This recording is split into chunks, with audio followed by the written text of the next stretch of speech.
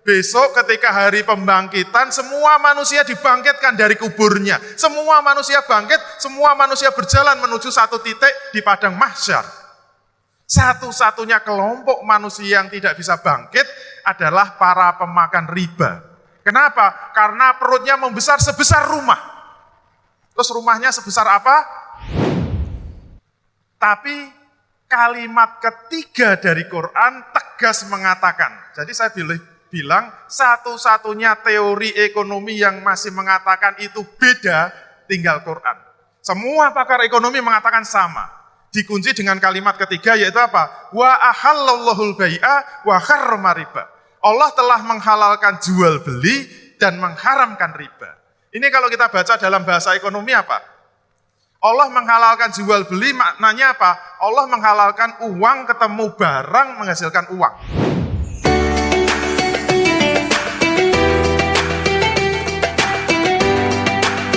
Assalamualaikum warahmatullahi wabarakatuh. Alhamdulillahirabbil alamin. Shalatu wassalamu ala asyrafil anbiya'i wal mursalin Sayyidina wa maulana Muhammadin wa ala alihi wa sahbihi ajma'in. Amma ba'd. Bapak Ibu dan saudara-saudara sekalian yang dirahmati Allah, alhamdulillah kita bisa dipertemukan oleh Allah Subhanahu wa taala. Saya diminta untuk menyampaikan materi yang sangat berat. Judulnya adalah totalitas hijrah. Ini sangat berat bagi saya karena saya sendiri merasa belum total dalam hijrah. Tapi untuk memudahkan bagaimana agar kita bisa total dalam hijrah, saya membagi dua. Hijrah ini bisa kita bagi dua. Hijrah yang pertama adalah hijrah untuk melaksanakan perintah Allah, melaksanakan kewajiban-kewajiban dari Allah. Ini hijrah yang pertama. Insya Allah untuk hijrah yang pertama ini lebih mudah. Pengalaman saya pribadi menjalankan perintah-perintah, kewajiban-kewajiban itu insya Allah lebih mudah. Kalau dulu saya tidak pernah sholat, kemudian mau sholat, itu namanya hijrah untuk melaksanakan perintah Allah. Kalau dulu saya tidak pernah puasa, kemudian saya berpuasa, maka itu disebut hijrah karena melaksanakan perintah Allah. Kalau dulu belum pernah membayar zakat, kemudian saya membayar zakat, maka itu disebut hijrah karena melaksanakan perintah Allah. Oke, itu yang pertama, insya Allah mudah. Untuk ibu-ibu biasanya apa? Dulu tidak pakai jilbab, kemudian memakai jilbab, insya Allah ini lebih mudah melaksanakan perintah Allah. Nah, untuk hijrah yang kedua ini yaitu meninggalkan apa-apa yang dilarang Allah, meninggalkan apa-apa yang diharamkan oleh Allah. Menurut saya ini berat, dan pengalaman pribadi saya memang berat. Yaitu apa? Meninggalkan apa-apa yang diharamkan oleh Allah, meninggalkan apa-apa yang dilarang oleh Allah. Untuk zaman sekarang ini sangat berat. Kebetulan bidang saya ekonomi Islam. Kenapa saya mengatakan berat? Saya berangkat dari satu hadis. Ini hadis disampaikan Rasul 1400 tahun yang lalu. Kalau kita membaca hadis ini, insya Allah kita akan sangat kaget. Rasul bersabda, ya'ti 'alan nasi zamanun ya'kulunar riba faman lam ya'kulhu asabahu min ghubarihi. 1400 tahun yang lalu Rasul sudah menyampaikan, ya'ti 'alan nasi zamanun, sungguh akan datang satu masa. Rasul tidak menyebut ini masanya kapan, tahun berapa, abad berapa, tidak disebut dalam hadis ini. Rasul hanya mengatakan sungguh akan datang satu masa di mana semua manusia itu makan riba. Semua manusia makan riba. Rasul mengatakan ya'kulunar riba. Ya'ti 'alan nasi zamanun ya'kulunar riba. Sungguh akan datang satu masa di mana semua manusia makan riba. Terus kelanjutannya bagaimana? Faman lam ya'kulhu, kalau ada yang tidak makan riba, kalau ada yang ngaku-ngaku tidak makan riba, asabahu min ghubarihi. Rasul mengatakan pasti akan terkena debu-debunya riba. Kita tidak tahu yang dimaksud Rasul ini masa kapan. Tapi dengan pengalaman yang saya punya, ya jelek-jelek ini saya sudah keliling-keliling Indonesia. Kemarin terakhir dari Padang, tempatnya Mas Pandu. Di Masjid Jami Tigo Baleh. Betul ya, Tigo Baleh, 13. Itu masjidnya Ustadz akhir zaman. Di Masjid Jami Tigo Baleh itu kata orang Bukit Tinggi, itu bukan di Padang ya, di Bukit Tinggi itu seperti Tanah Abangnya Jakarta. Jadi pusat perdagangan. Pusat perdagangan. Dan saya diminta ngisi ya pengajian ba'da subuh. Masya Allah, saya lihat jamaah subuhnya luar biasa. Masjid sebesar itu penuh, jamaahnya penuh itu. Nah, karena bidang saya itu ekonomi Islam, sama. Kemarin juga saya tanyakan, saya tantang, jamaah, hei, kan gitu ya biasanya, kayak di TV. Jamaah, hei.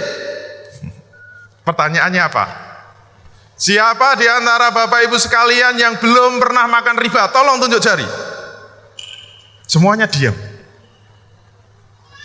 Saya nggak tahu itu jumlah jamaah berapa, mungkin ribuan. Ada yang lantai bawah, ada yang lantai atas. Saya panggil lagi, jamaah, yeay. Kedua kali, siapa di antara Bapak Ibu sekalian yang belum pernah makan riba? Tolong tunjuk jari. Semua diam. Saya ulangi 3 kali.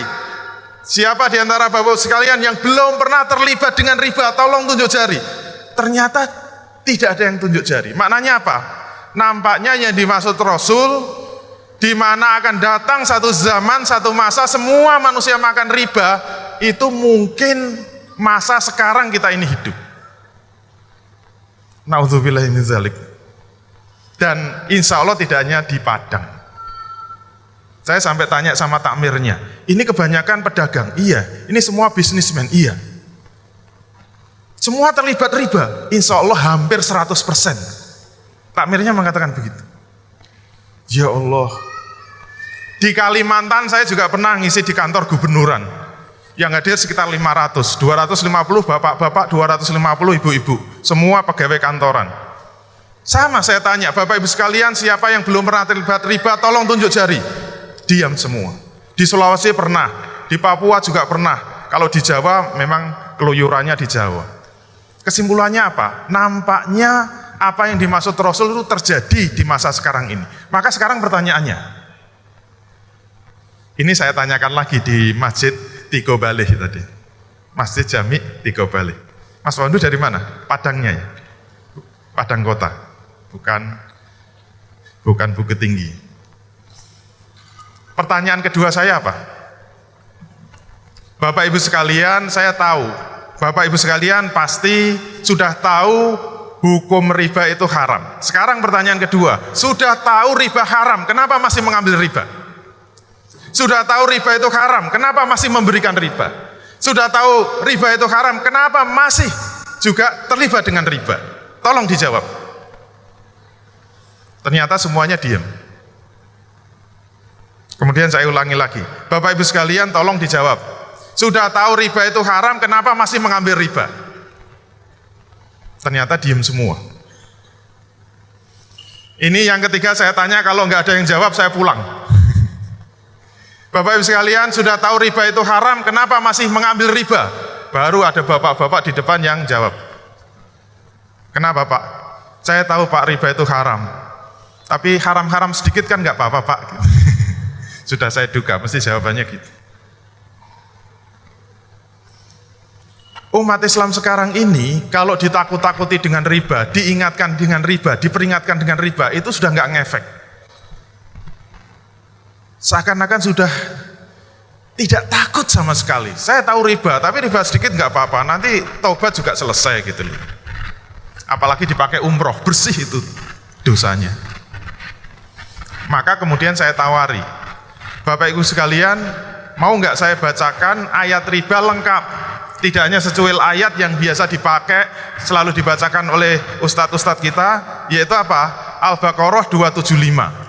Al-Baqarah 275 itu biasanya yang dibaca hanya secuil ayat. Wa ahallallahu al-bai'a wa harrama riba. Allah telah menghalalkan jual beli dan mengharamkan riba. Ini insya Allah anak-anak kecil sudah hafal.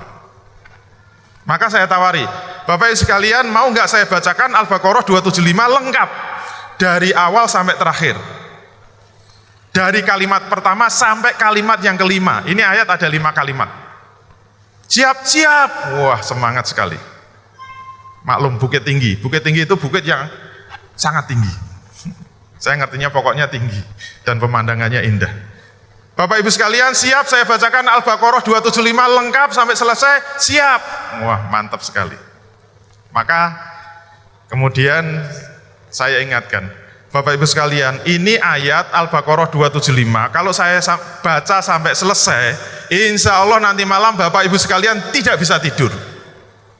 Kalau ada yang bisa tidur, imannya nggak beres, imannya nggak sempurna. Siap saya bacakan? Siap. Duh, lemes. Mau nggak saya bacakan Al-Baqarah 275? Mau. Kalau yang di sini mau? Siap? Al-Baqarah 275? Baik. Kalimat pertama. Allazina ya'kuluna riba la yaqumuna illa kama yaqumul ladzi yatakhabbathu syaitanu minal mas. Orang-orang yang makan riba tidak dapat berdiri, melainkan seperti berdirinya orang yang kerasukan setan lantaran menderita penyakit gila. Nah, yang menarik dari kalimat pertama ini apa? Ada kata-kata la yaqumuna, tidak dapat berdiri. Ini menarik kenapa? Karena kalau kita lihat faktanya, kita tidak pernah menjumpai hubungan makan riba dengan berdiri saja tidak bisa. Tapi kenapa Quran mengatakan orang-orang yang makan riba itu tidak dapat berdiri? Faktanya kan orang tukang makan riba malah berdirinya gagah-gagah kan, bajunya bagus-bagus, mobilnya mewah-mewah. Siapa? Mohon maaf para pegawai bank. Mohon maaf. Kita tidak pernah melihat faktanya, apa hubungannya makan riba dengan berdiri saja tidak bisa, kecuali harus lihat tafsirnya. Kalau kita lihat tafsirnya, salah satunya tafsir bil ma'thur, tafsir dari penjelasan Rasul. Ternyata saya baca dalam satu kitab, Rasul pernah menjelaskan. Ini terjemahannya saja. Rasul mengatakan, pada waktu aku dimi'rajkan ke langit, aku melihat sekelompok orang yang diinjak-injak oleh para pengikut Fir'aun. Mereka diberdirikan di dekat tepi api neraka. Mereka berkata, wahai Rob kami, jangan pernah terjadi kiamat. Wahai Rob kami, jangan pernah terjadi kiamat. Wahai Rob kami, jangan pernah terjadi kiamat. Berarti ini belum kiamat. Nah, yang menarik apa dari hadis tadi? Kenapa mereka sampai diinjak-injak pengikut Fir'aun? Ternyata mereka ini sekelompok orang yang perutnya membesar sebesar rumah. Sehingga mereka berdiri saja tidak bisa. Terjawab. Kenapa tidak bisa berdiri? Karena perutnya membesar sebesar rumah. Kemudian Nabi bertanya kepada malaikat Jibril, karena yang mendampingi kan Jibril. Wahai Jibril, siapa mereka itu? Nah, jawabannya ini yang mengagetkan. Jibril menjawab, mereka adalah para pemakan riba dari kalangan umatmu. Berarti umat Nabi Muhammad SAW. Kemudian Jibril mengutip ayat tadi, la yakumuna illa kama yakumul ladzi yatakhabbathu syaitanu minal mas. Yang mereka tidak dapat berdiri, melainkan seperti berdirinya orang yang kerasukan setan, lantaran menderita penyakit gila. Terjawab sekarang, kenapa ada umat yang besok tidak dapat bangkit, tidak dapat berdiri? Nanti kita lihat dalam riwayat lain, besok ketika hari pembangkitan, semua manusia dibangkitkan dari kuburnya. Semua manusia bangkit, semua manusia berjalan menuju satu titik di padang mahsyar. Satu-satunya kelompok manusia yang tidak bisa bangkit adalah para pemakan riba. Kenapa? Karena perutnya membesar sebesar rumah. Terus rumahnya sebesar apa? Tergantung kredit rumahnya kan. Kalau kreditnya tipe 36 berarti ya nanti perutnya 6 kali 6 ukurannya. Kalau kreditnya tipe 70 ya mungkin 7 kali 10 meter. Tapi sayangnya isinya bukan rumah. Kalau isinya rumah masih bisa diwariskan kan. Ini masih di alam kubur ya. Ternyata kata Nabi, kenapa mereka tidak bisa bangkit? Karena perutnya membesar sebesar rumah dan isinya adalah ular-ular berbisa yang bisa terlihat dengan jelas dari luar perut mereka. Ternyata isinya bukan rumah. Ternyata isinya ular-ular berbisa sampai sebesar rumah. Sehingga mereka ketika dibangkitkan di padang mahsyar tidak bisa bangkit. Kalau jalan kayak suster ngesot, gak bisa jalan. Siapa mereka itu? Para pemakan riba. Nah ini baru kalimat pertama. Wah tinggal 5 menit. Berarti satu kalimat 1 menit. Sekarang kalimat kedua apa? Mengapa mereka harus disiksa seperti itu? Maka kalimat kedua dari Al-Baqarah 275, Allah mengatakan, Zalika bi'annahum qalu innamal bai'u mithlu riba. Keadaan mereka yang demikian itu disebabkan karena mereka mengatakan bahwa jual beli sama dengan riba. Siapa yang ngajari itu? Pasti dosen ekonomi. Siapa? Ya kayak saya. Gara-gara diajari di fakultas ekonomi, jual beli sama dengan riba, itulah yang membuat semua umat Islam sekarang terjebak riba. Kenapa pakar ekonomi mengatakan jual beli sama dengan riba? Kita ambil contoh sederhana. Misalnya kita dagang, kulaan sepeda motor. Harga kulaknya 10 juta. Kemudian kita jual 11 juta. Maka orang ekonomi mengatakan modalnya berapa? 10 juta. Keuntungannya berapa? 1 juta. Terus sekarang apa bedanya? Kita punya uang 10 juta, kita pinjamkan selama 1 tahun. Bunganya 1 juta, jadi kembalinya 11 juta. Berarti modalnya berapa? 10 juta,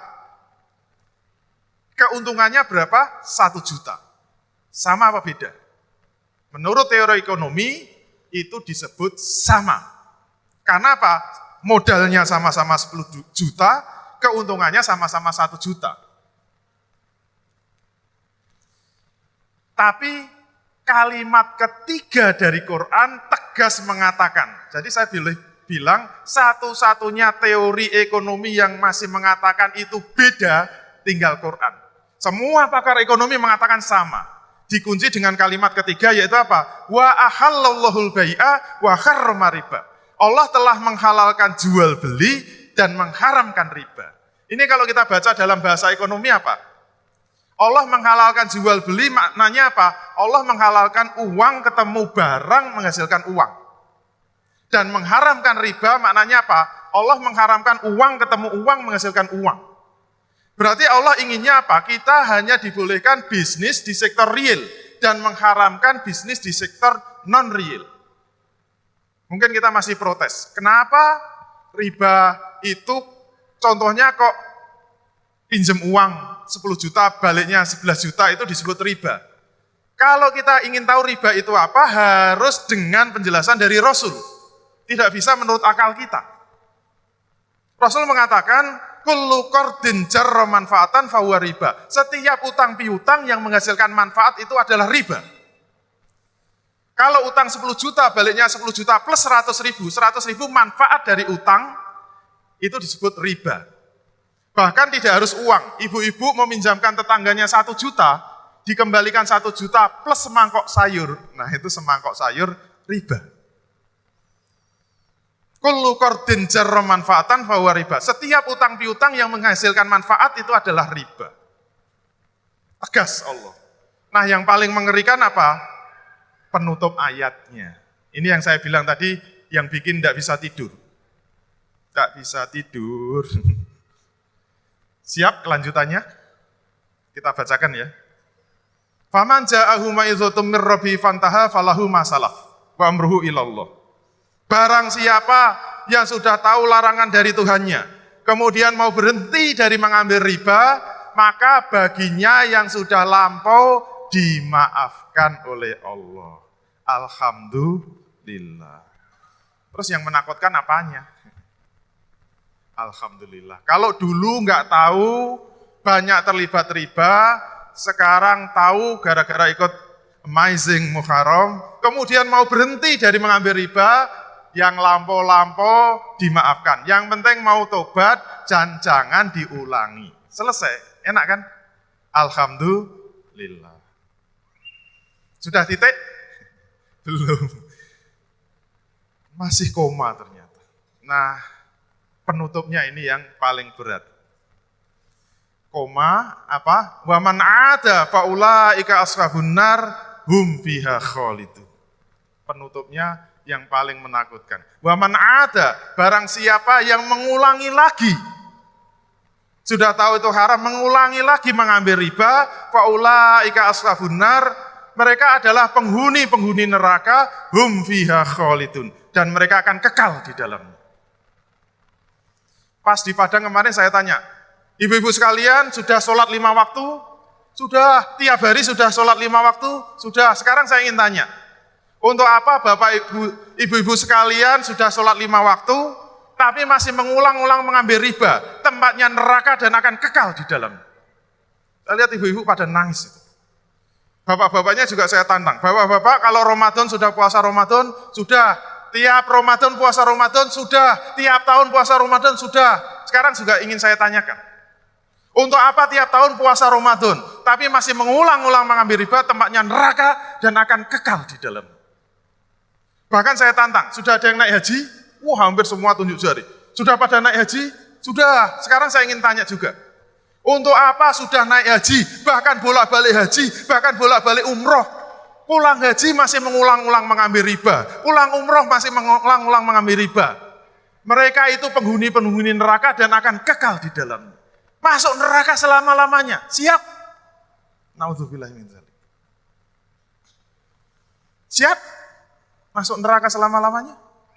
Kalau enggak siap, caranya bertobat bagaimana? Loncat Al-Baqarah 279.